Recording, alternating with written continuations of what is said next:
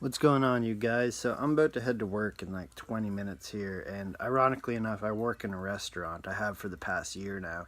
But I figured I'd review the Chef movie I just watched on Netflix last night.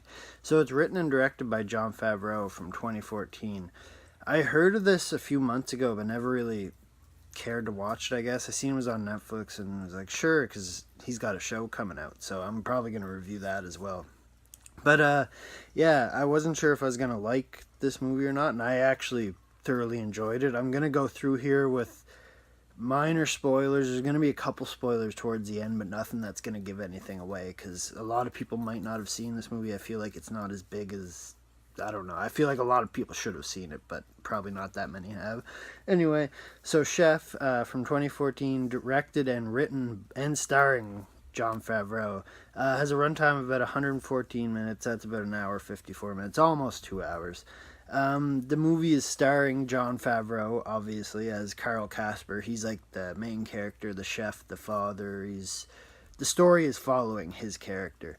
It also starring John Leguizamo as Carl's best friend Martin. I probably pronounced that one wrong. Him and Jon Favreau and Jon Favreau's son is probably the acting is all good in this movie, but them three steal the show to me personally.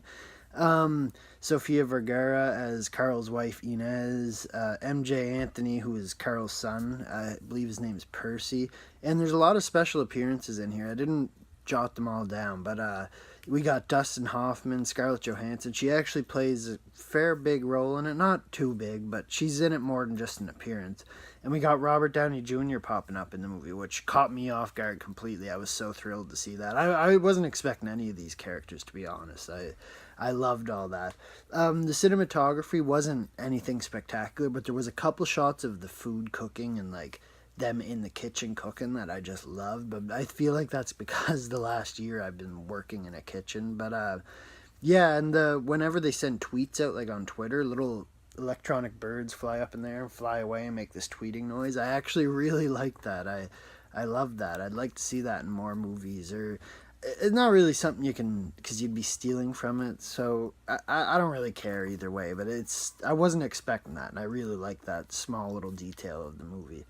But yeah, so I'm gonna dive into the story right here. There might be minor spoilers here. I'll try not to spoil anything on you though. So Chef Carl Casper, he's a chef at a well-known restaurant, and these critics are coming in judging his food, saying it's garbage because the restaurant wants him to serve this food. He doesn't really have a say in it.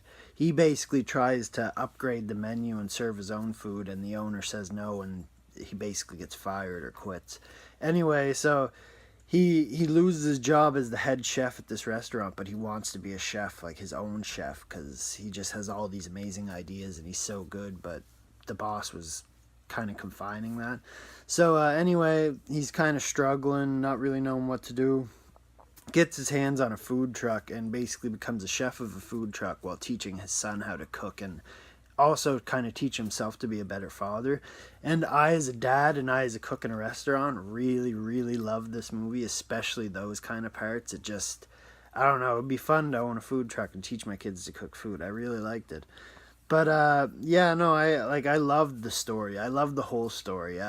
It did, however, feel kind of rushed towards the end. Like it had pacing issues to me.